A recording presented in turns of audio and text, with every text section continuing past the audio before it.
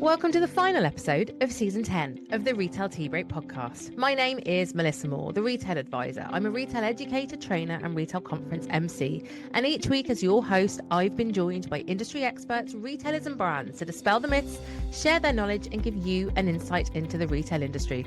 There's now over 125 episodes for you to listen back to on your favourite podcast platform, or of course, watch us over on YouTube. But remember, while you're there, please do hit that follow button so that you get to listen first every week. And if you've enjoyed an episode, don't forget to leave a comment or subscribe to the podcast to stay connected. And remember, caring is sharing in the retail industry, so share an episode across any of the platforms with your network. And if you're on LinkedIn or Instagram, tag me, Melissa Moore, and the Retail Tea Break podcast. Oh, and that little secret that we announced earlier in this season, you can now find the Retail Tea Break podcast on Substack. You'll get to read my take on each episode, extra learnings, and loads more insights. So subscribe to the Retail Tea Break podcast on Substack today. In the meantime, grab that cup of tea, sit back and enjoy this final episode of Season 10 of the glorious Retail Tea Break podcast. This episode of the Retail Tea Break podcast is brought to you by Temu, a global online marketplace that lowers costs through economies of scale and local partnerships. For more information, visit the Temu seller registration page at seller.temu.com. Today, I'm joined by two very special guests. First up, Edward Chary, Managing Director of Purston Park Group. Edward has more than 30 years experience building and scaling consumer and retail businesses across the UK and internationally. With a background in accountancy and finance, he combines strong financial discipline with deep commercial instinct and has held senior leadership roles across retail, international general management and brand-led consumer platforms. Today, he leads Purston Park Group with a focus on value-led growth, operational excellence and sustainable long-term value creation. I'm also delighted to be joined by Spencer Saunders, Marketplace Director at Spot Online Limited and part of the senior management team at Purston Park. Spencer has more than 15 years experience building and scaling marketplaces with deep expertise across platforms such as Amazon, eBay, TikTok Shop, Spotify and Temu. He's a strong track record of driving growth through data-led strategy and innovation, helping scale operations to more than 3 million units sold annually across marketplace channels. His team also became Temu's #1 local seller in under 6 months, with a strong focus on early tech adoption and staying at the forefront of e-commerce. This is going to be a brilliant conversation, I've no doubt. Edward, Spencer, welcome to the Retail Tea Break podcast. Thank you, Melissa. I'm really excited to talk to you because the numbers are amazing. You both have such incredible insights and innovations and of course experience as well that I am really looking forward to this. So Edward, kick us off then. Across Money Cruncher, Purston Park and Soul, what's the common thread in how you've helped build businesses that actually scale? Thanks, Melissa. And it's great to join you here today. Yeah, look, it's been a bit of a roller coaster with Purston Park and especially then with Spot Online. It's very much and all about the commonality of everything being our customer and knowing who our customer is and knowing where we fit within their environment, within their area of expertise, which we need to cover with them. So the majority of that is down to offering fantastic value. Everything we do is around value for money. We do it in every single aspect of the business. So the right product at the right price to the right person is absolutely core to everything that we do. So it doesn't matter which part of the business we're looking at, everything is geared around value and helping the customer to save on those everyday purchases, which they still need to be making. It's so important, isn't it, nowadays to know who you are, know your values and know your customer, isn't it? Absolutely. Knowing your customer and knowing what that customer wants is so important. You know, people are struggling. It's a really difficult place at the moment in terms of the cost of living, in terms of all the other costs of pressures that are on us. It just needs that you need to know that there's somebody on your side a bit. And actually, people aren't jumping the fence at the lowest point. They're not there saying, do you know what, we can make a little bit extra on this. Actually, no, we need to be honest brokers on this and say, this is what value looks like. and we're not trying to just chip away at it. We're about, actually, we want to sell more of it because we're offering it at such a competitive price. And yeah, it really is all about that. It's about the value for money, which is getting the best quality product for the correct price. Edward, you've set the scene really well there. And actually, Spencer, when you look at that current retail landscape, which is built around exactly what Edward's just talking about there, what gap was Temu designed to solve for both, I suppose, your customers, but also the sellers too? Yeah, thanks, Melissa. Again, great to be here. And in terms of what gap Temu fills, I think it's extremely laser focused on value as a channel, and it operates I think it's the best operator in the online value space by a long way. And the main reason and the main key driver behind that is certainly the gap that they fill for us as a business is they have a very, very, very competitive fee structure. And when we look at and we compare our fee structure on Amazon versus Temu, our costs just to operate on a platform are about 30% lower. And as a Wow. result, we pass that straight to the end consumer.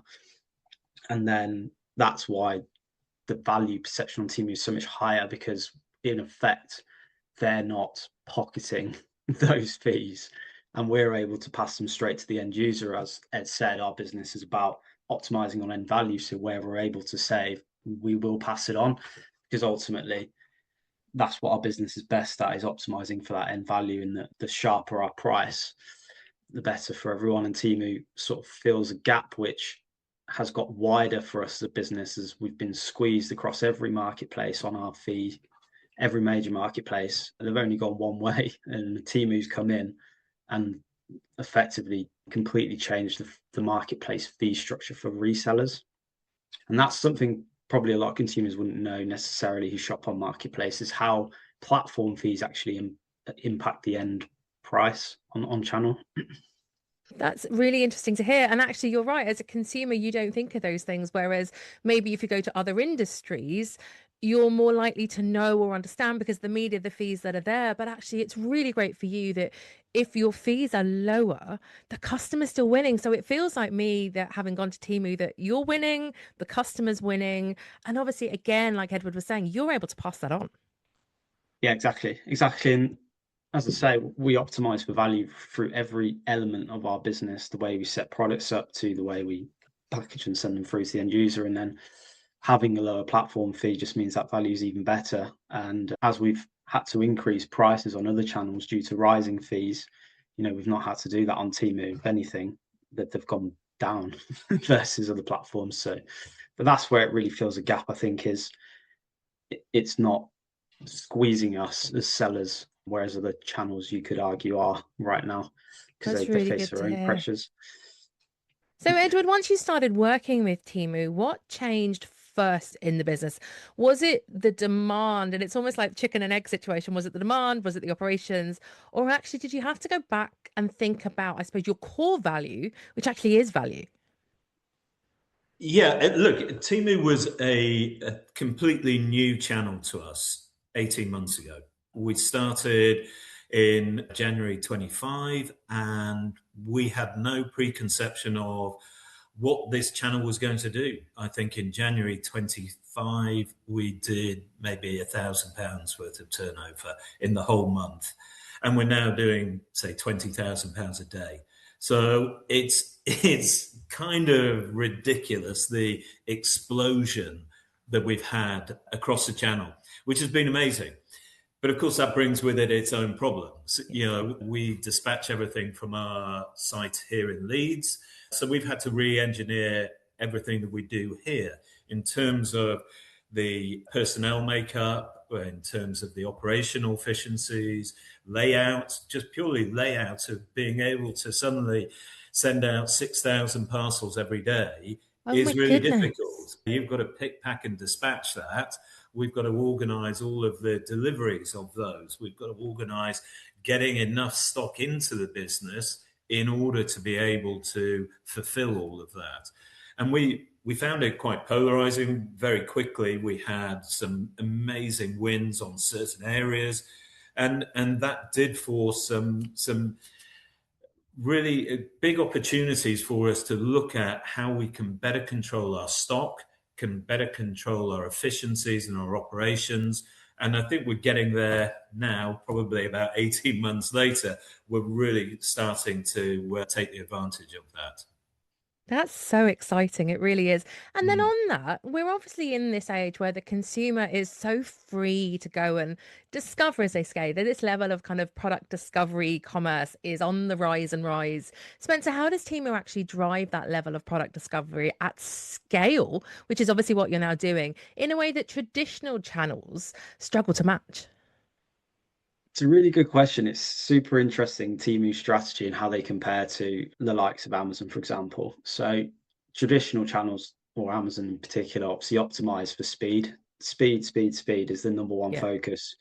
Whereas Temu's optimized for value and at the sacrifice of speed. And I'd love to see case studies, but they charge postage on the local to local model of £2 per order, whereas Amazon's obviously free. Now, in terms of product discovery, because of our product cost is so low, but there's a fixed £2 postage as a local merchant, we find that people build huge baskets Of basically, course. because once they've paid that £2, they just go absolutely ham across the catalogue, because in the retail price on Temu, we don't bake the postage into the retail price. Whereas on the likes of eBay and Amazon, for example, we have to bake the retail Yeah. price, the postage price into the retail price. And so you don't get as good value when you basket build, because you're paying the postage costs on Amazon again and again and again and again because it's in the retail price. Whereas on Temu, you pay it once, that flat £2, and then all of a sudden you've got access to our entire catalogue without postage baked into the retail price. And that's why it's so competitive, because postage makes up 40% of our P&L roughly, or 30, 35, 40% of our P&L. So that's why it's so competitive. And when tying back to product discovery, what we see on Temu, we don't see anywhere else. And at serious scale is people shopping across our entire range. Normally on Amazon, it's 6 seconds from find it, click, convert, and check out, and they're gone. There's like 10, 20, 30 product baskets, and people really, really building them up. And so I feel like there's a lot of product discovery for that reason, because they are trawling through our catalogue looking for bargains basically, and finding them and adding them, and ultimately loving it when they get one parcel come up with loads of things all together. So I think that's their key differentiator is, and it's an important one when you selling the RRPs that we do, sort of the sub £5, sub £6, when the postage cost isn't in our retail price and our products, the product pricing becomes very, very attractive versus traditional channels where it is baked in. It's great for the customer though, isn't it? It really is. You know, you've been transparent. They still get their bargains. I bet, as you say, they're delighted when that parcel comes through the post with so much kind of good stuff in it. And Edward, then looking at this, because it sounds fantastic from what Spencer's saying there, Temu's only part of a much bigger, I suppose, business strategy that you have across the business. How do you balance all of this with your other channels? Yeah, great question. It is a bigger group, Purston Park Group. We have operations from a sourcing office in China through to a selling office in Poland to a big B2B business, which was the original part of the business here. As Spencer's just said, we deal a lot with Amazon UK. We're a top 20 seller on Amazon UK as well. So there's a lot going on there. But obviously, Temu has just exploded into that group sales pitch for us and has gone from literally nothing 18 months ago to now this year we're planning it to be a double digits of our group sales. Wow. So, that's massive in terms of Temu. And what that means is that it's become a really good testing ground for us as well, because we can move at speed. We can test new products, new categories very quickly with a very low entry point for us. It means that gives us a lot more confidence than when we're going out to other parts of the business. And we're now blending all different elements of the business, of which Temu plays a really important part of, as does Amazon in terms of the reviews and all of those elements which actually give the customer confidence.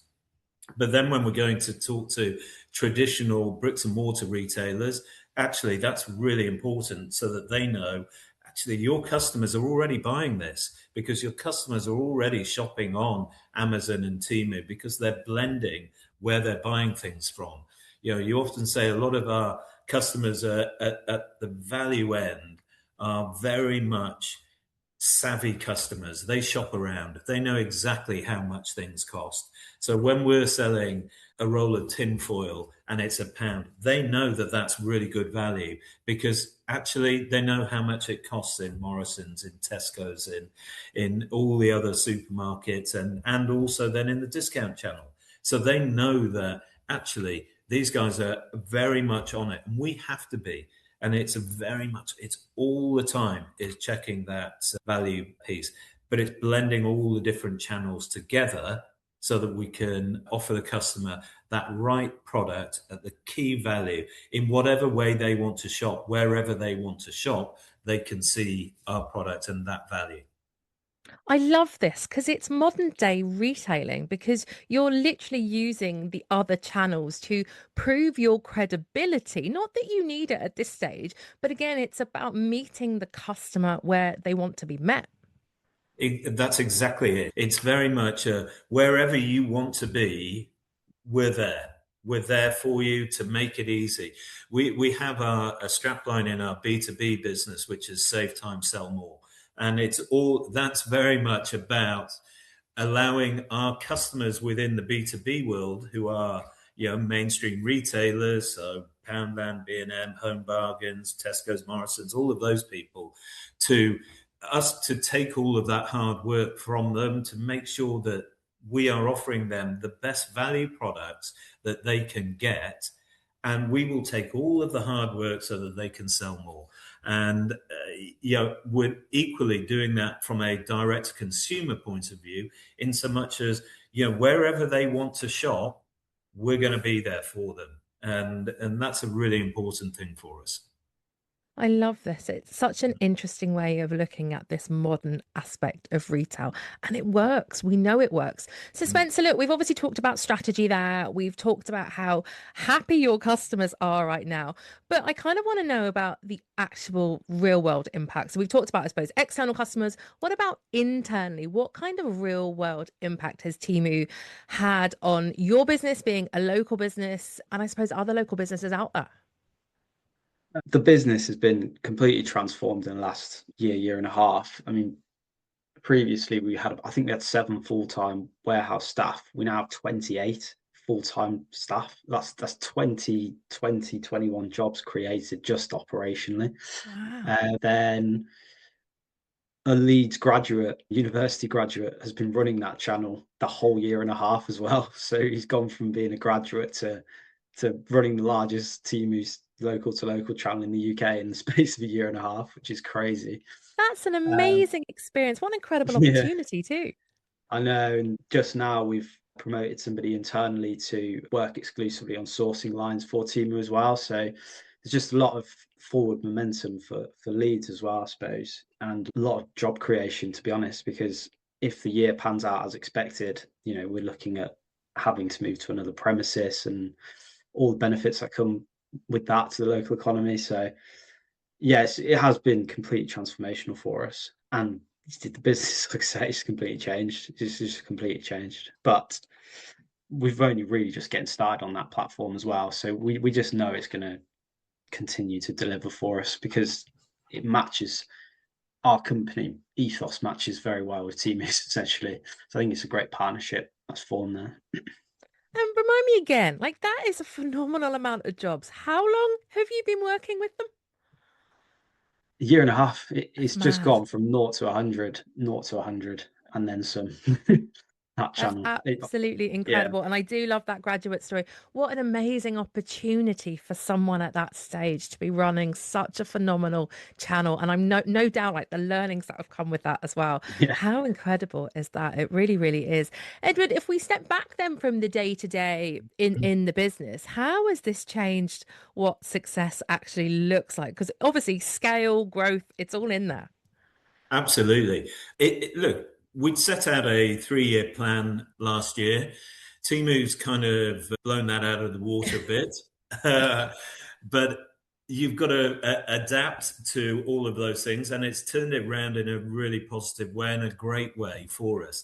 So we're now looking at various different things. Number one for us is always revenue growth. Growing our top line is really important to us. Bringing on new customers across the board, across our group companies is really important. That's the absolute lifeblood of our business.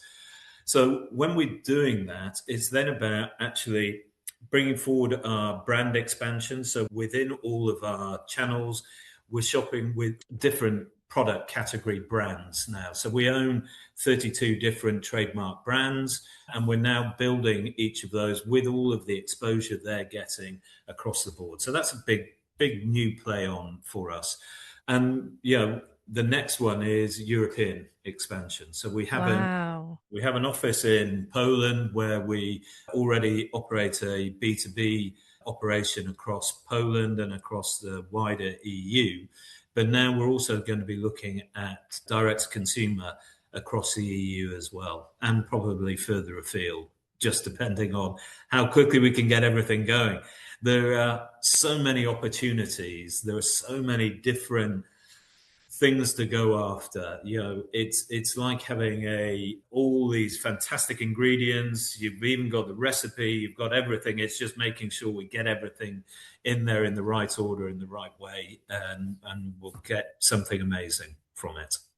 I'm sure you will, considering again the growth you've had in 18 months, the excitement internally. It'll be amazing now. But Spencer, look, to kind of bring this all back for retailers listening, what type of business or mindset do you think tends to get the most out of Temu? I think for businesses, I think you just have to know your customer first and foremost. And I dare say most businesses, customers are shopping on Temu. It's such a big channel that everybody's talking about.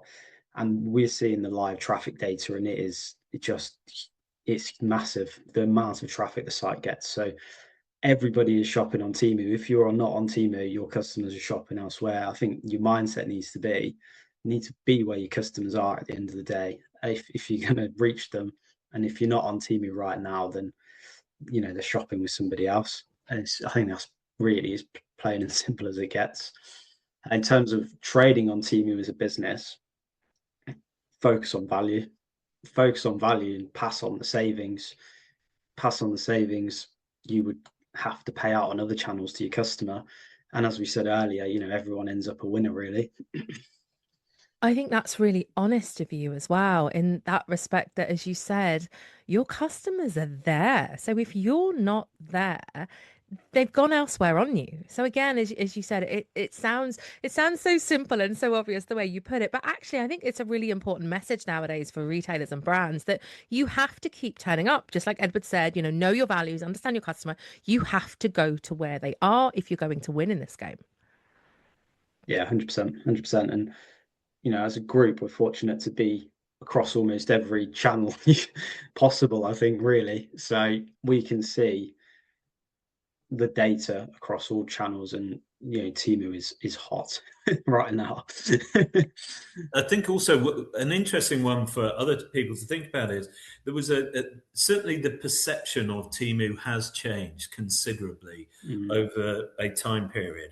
It was very much when they were operating their previous model of basically things ordered and then being sent directly from factories in China on an individual parcel basis. People were waiting 2 weeks, and there was a lot of skepticism about it.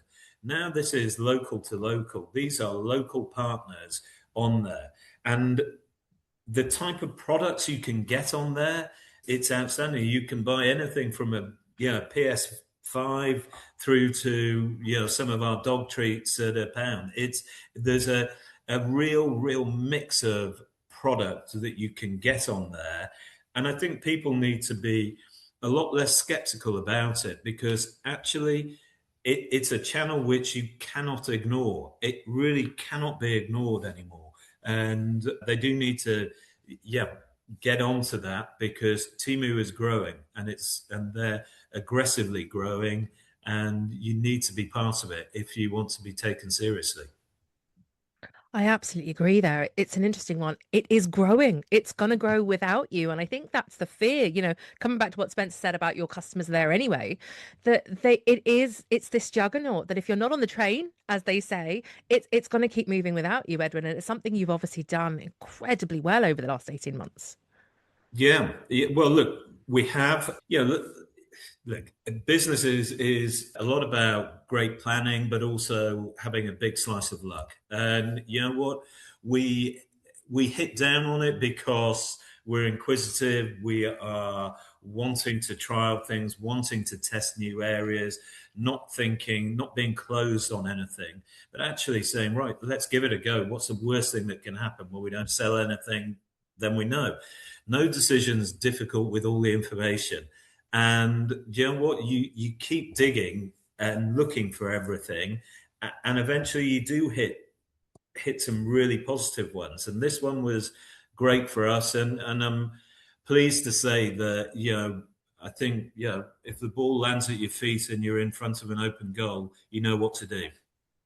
Absolutely. And again, it just feels like really good retail sense with the way that you've described so much of that growth for you. Again, set the foundations, your values, your customer. You've absolutely leveled that up with Temu as well, which is brilliant. But looking ahead then, and Edward, I'll come to you on this. What's next? I know we've talked about the growth strategy and the impending takeover of Europe here, but what's next for you and the businesses over the next 12 months?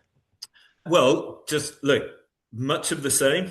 There's always things we can do better, and we are continually looking to improve our efficiencies.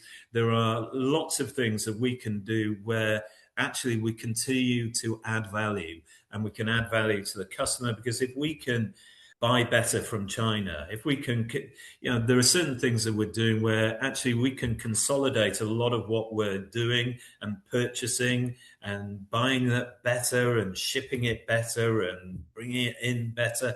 That means that actually it doesn't cost us as much. That means we can offer lower prices, we can sell more. It becomes that virtuous circle about that. So my role is setting up a great team who are there to be able to take advantage of all of those, any new channels that come across our way, but also take advantage of the ones that we've got. But my role then is about actually making sure that we're not missing anything. We're not scoring any own goals. We're only there really driving things forward and getting everybody motivated and trying to be unblocking certain things in the business that just don't need to be there. I love this. That's fantastic, Edward. And Spencer, to finish us off, what's next for you even and the team closer to home in the business?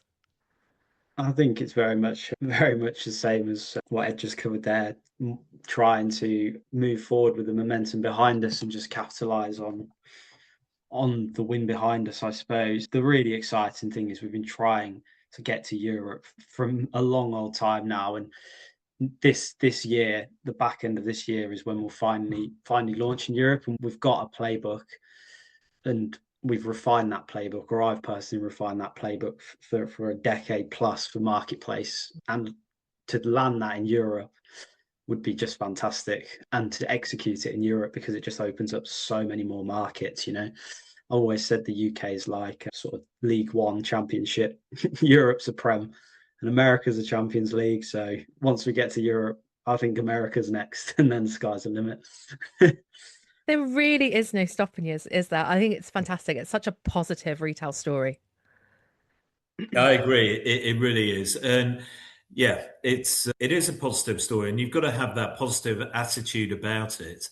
And, if you've got a positive attitude certainly within retail, but just generally within business, it just helps. People, you're looking for new opportunities. You're not resting on your laurels at all. You're absolutely firing and trying to get things. And you're not going to win at every single avenue, but you're going to win more than you lose if you keep that positive attitude and keep trying. So it's really important that we do that, and getting the right people on board to drive that is really, really important. That's so true. Well, look, if you've enjoyed today's podcast episode, please do like and share it from any of the podcast platforms with your network. And of course, if you're on social media, tag me, Melissa Moore, and the Retail Tea Break podcast. You can, of course, listen back to previous seasons on those podcast platforms. And while you're there, hit that follow button so that you get to listen first every week. I'm obviously going to share your details in the show notes. And I have no doubt there'll be people watching and listening that will want to pick your brains about this. It's an incredible success story. And I kind of feel we're only getting started as well. Hopefully. And it certainly feels like that. But this is great. And let's do this again, Melissa, next year, and we can tell you how Europe's gone. Oh, I love this. Well, deal done. We'll definitely get you back. Edward Spencer, it's been an absolute pleasure talking to you today. Thank you so much. Thank you very much, Melissa. Thank you. Thank you again to Temu for bringing us this episode of the Retail Tea Break podcast. And we'll be back to celebrate the 5th anniversary of the podcast and season 11 in the autumn.